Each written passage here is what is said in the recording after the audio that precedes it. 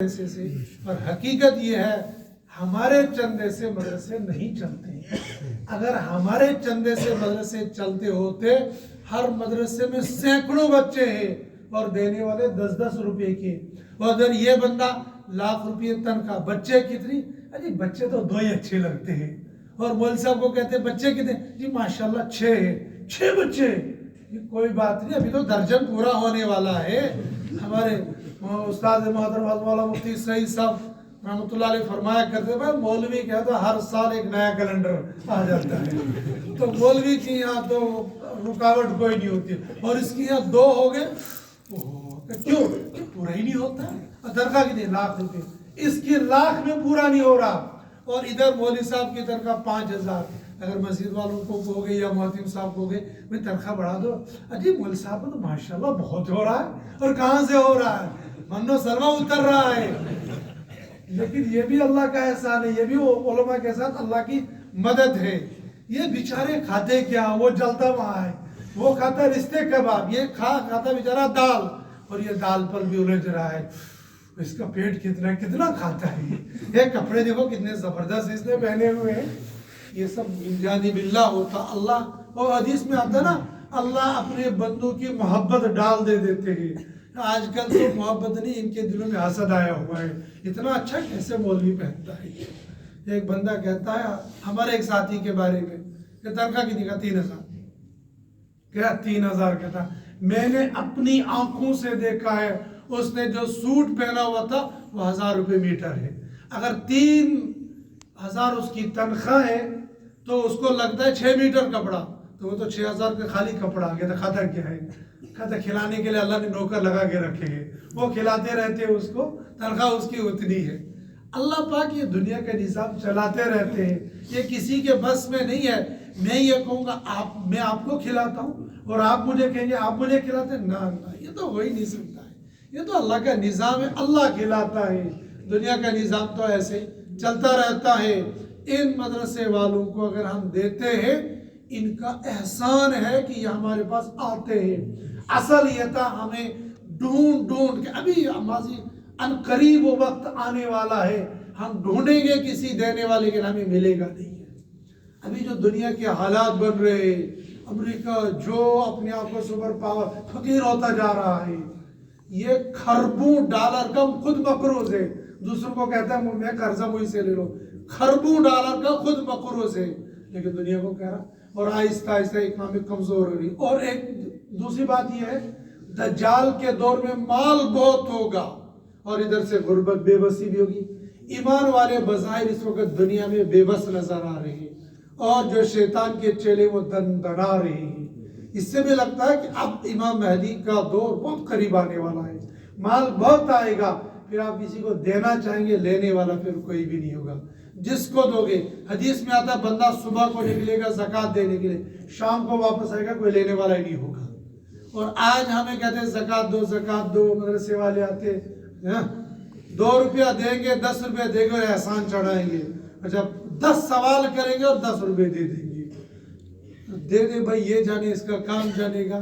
ہم احسان تو نہیں کریں, ہم اپنی آخرت کے لیے کر رہے ہیں. اگر 1 روپیہ دے دا اپنی آخرت بن گئی, 10 روپے دے دے اپنی آخرت بن گئی. مدرسے والوں پر ہمارا کوئی احسان نہیں ہوتا. وَالسَّائِلِينَ, اور مانگنے والوں کو دے دو. اور حدیث میں آتا ہے مانگنے والا اگر گھوڑے پر بھی آئے گا تب بھی اس کو دے دو. ہاں یہ بات بھی صحیح ہے, ہمارے زمانے کے اندر فراڈی بہت ہو گئی ہے, اور بعض یہ بھکاری ایسے ہوتے ہیں.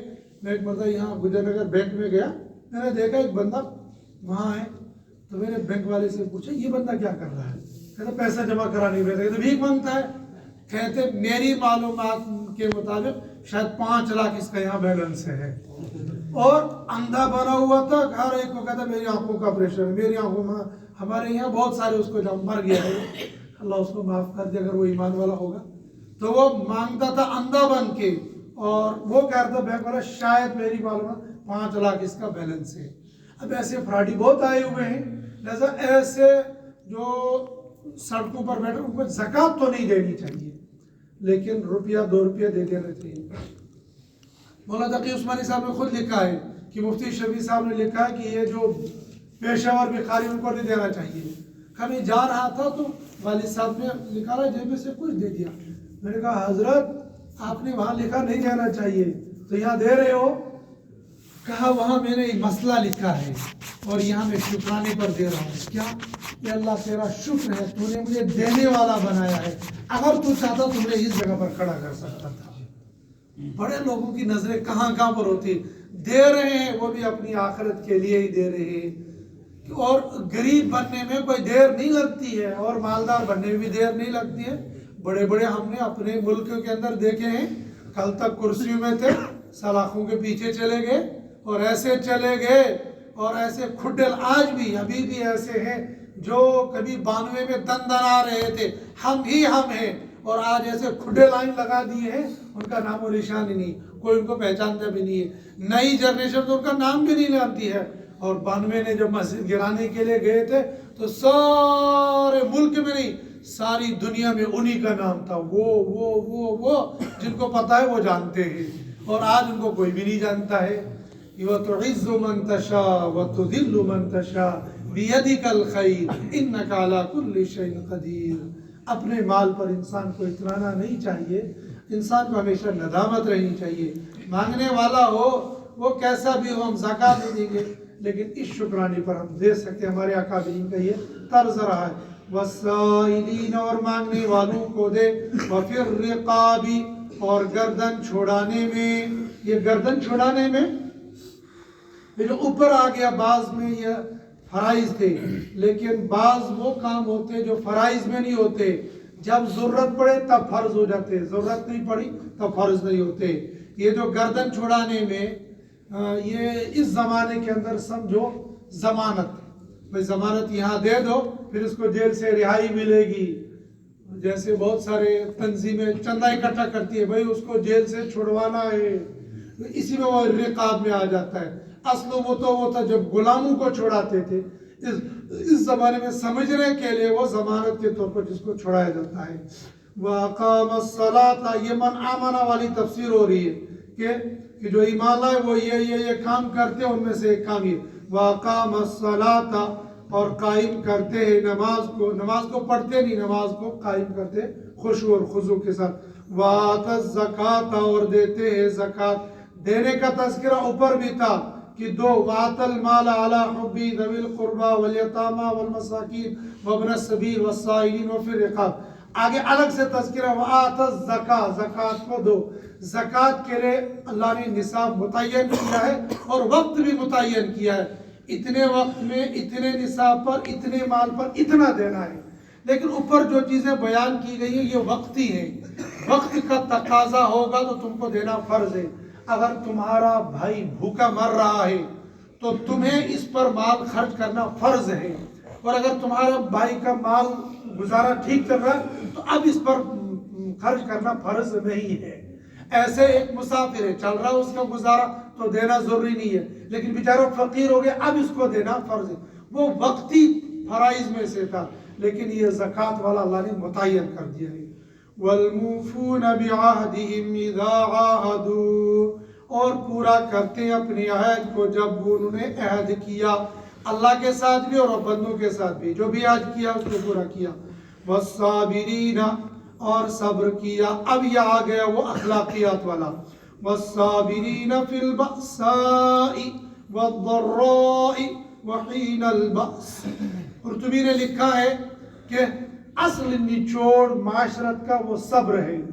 نماز کے لیے بندہ صبر کرتا ہے، روزے کے لیے صبر کرتا ہے، زکوٰۃ کے لیے صبر کرتا ہے.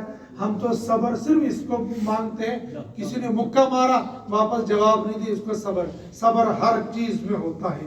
والصابرین اور صبر کرنے والے فی البأساء سختی میں، والضراء اور تکلیف میں، وحین البأس اور جنگ کے وقت میں. اب جن لوگوں کے اندر یہ صفات ہے، آمنہ باللہ سے لے کر ایمان بھی ہے، عبادات بھی ہے، اخلاقیات بھی ہیں، اللہ نے کہا یہ لوگ کیا ہیں؟ اولئک الذین صدقوا یہی لوگ سچے ہیں، واولئک هم المتقون اور وہی لوگ پرہیزگار ہیں. اللہ میرا اور ہمار دینی لوگوں کو فرمائے. اللہ پاک مجھے آپ کو قرآن پاک کو پڑھنے سننے سمجھنے اور اس کے مطابق زندگی گزارنے کی توفیق نصیب فرمائے. وآخر الدعوانا الحمدللہ.